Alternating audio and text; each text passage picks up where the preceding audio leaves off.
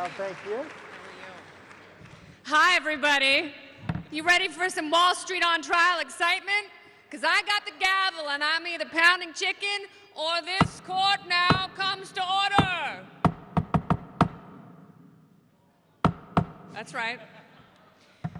Ladies and gentlemen, members of the jury, the diverse jury, very good to see you, wonderful to be here. We're gathered here in the great sovereign state of Nevada to decide the fate of Wall Street as an American institution. In this hearing, we hope to discover if on net balance, Wall Street as a financial institution is worthy of praise and respect by the general public and the taxpayers of this great nation, or should it be consigned to the dustbin of history as a barbarous relic of vulgar capitalism? Does Wall Street in its many forms, investment banks, brokerage firms, hedge funds, money managers, and the financial services industry serve the public interest, or is it a nuisance that does more harm than good, and therefore should it be punished and severely regulated and taxed and perhaps even nationalized? In the past year, we have seen spontaneous, smelly protests occur in New York and other major cities around the world under the general banner Occupy Wall Street. Now, before this court, the prosecution will attempt to show that in sympathy with these protesters, Wall Street has tragically shifted from being a valued, respected, and vital source of capital investment and entrepreneurship to a perverse shell game of greed, corruption, scandal, excessive risk-taking, insider trading, excessive executive pay, and undeserved bonuses, special tax breaks, and casino-like gambling, fun, that lavishes benefits on partners, insiders, and big business at a time when Main Street is suffering. As a result, the prosecution will try to demonstrate that Wall Street has been a destabilizing and risky sector of the American and world economy, and partly, if not wholly responsible for the latest financial crisis, and unfairly bailed out by the taxpayers. In short, Wall Street is no longer a beneficial model of free enterprise capitalism. We have brought before this court Mr. Stephen Moore, sexy, member of the prestigious editorial board of the Wall Street Journal, defender of financial institutions everywhere, and the conscience of Wall Street itself. Mr. Moore, will you please stand? Very good. You're already wonderful at taking direction. Let's hear it for his standing.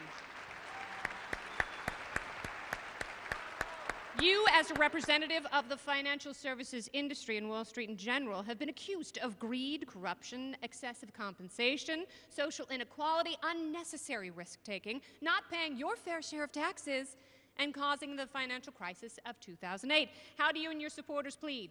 Not even close to being guilty. Oh, no, you didn't. Really? All right. Well, we're going to begin the proceeding with a 5-minute opening statement by the prosecuting attorney, Mr. Robert Frank.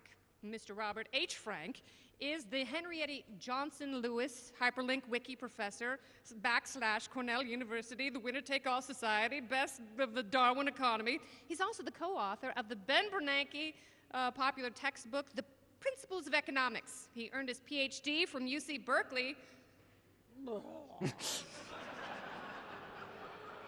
Go Bruins. And was a Peace Corps volunteer in rural Nepal. Fun. After the opening statements, each attorney will call 2 witnesses who will be the subject to cross-examination. Then each side will make closing remarks. Afterward, the jury will rule on the case, and if the defendants are found guilty, I will impose a judgment. Let me give a few instructions to the jury. Are you listening? Very good. You guys look so excited and sweet, so optimistic. You're going to listen very carefully to the opening statements and the witnesses, and at the end of this hearing, you will be required to determine whether there is sufficient evidence beyond a reasonable doubt, that Mr. Moore and his Wall Street supporters are responsible for public malfeasance. Is that understood? Oh, that's great. Very good. All right, Mr. Frank, you may begin with your opening statement. Go ahead.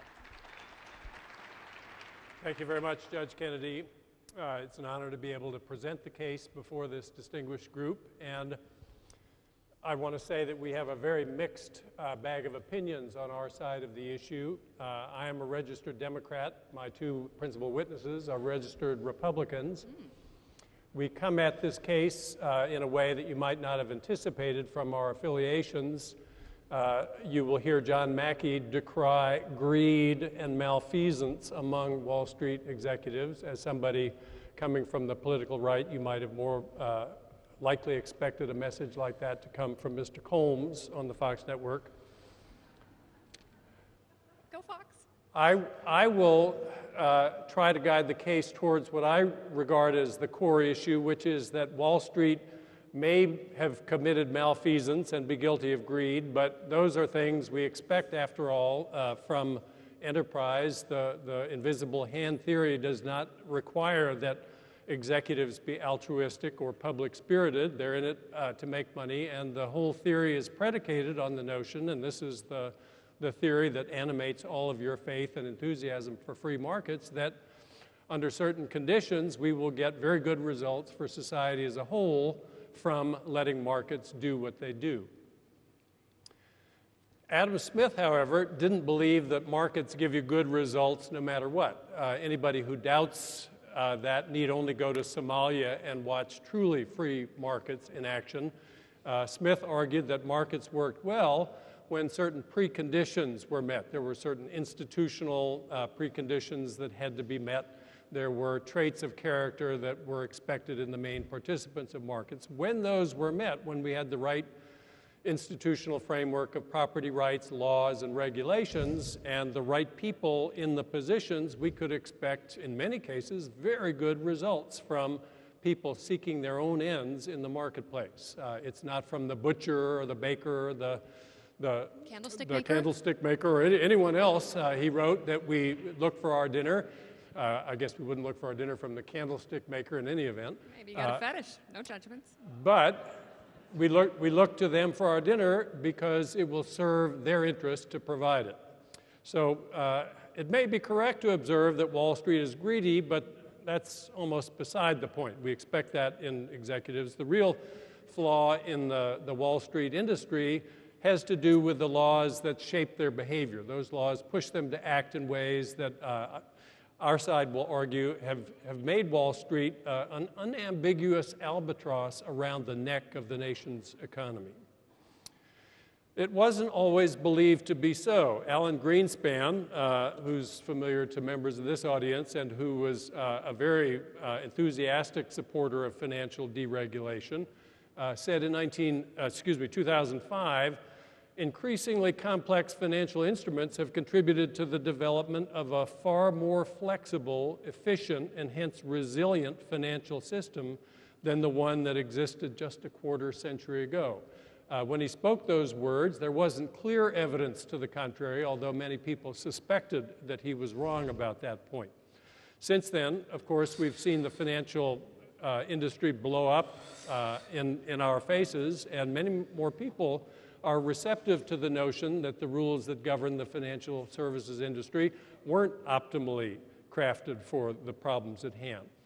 When you press industry observers to name innovations that have come from the financial services industry, that is to say useful innovations, many of them seem nonplussed. On reflection, their responses contain scarcely a single item in common. That would be ATM machines, the one useful innovation to come out of the financial services industry. The other innovations, chiefly financial derivative instruments, are mainly seen as instruments whereby insiders are able to slough risk off on unsuspecting bystanders and often create catastrophic instability for the financial system as a whole. The way we got here was by a very hasty system of deregulatory steps undertaken in the 1980s. Those steps, our side will argue, led us to a much worse spot, and it would be much better for the country as a whole if it shed this albatross. Thank you very much, Mr. Frank. Very good. Well, now we will hear from Mr. Stephen Moore, the defending attorney in this case. Mr. Moore is the distinguished member of the Wall Street Journal editorial board and author of many books, including How Barack Obama is Bankrupting the U.S. Economy, and several co-authored with Art Laffer, great curve. Rich states, poor states, the end of prosperity, and return to prosperity, how America can regain its economic superpower status.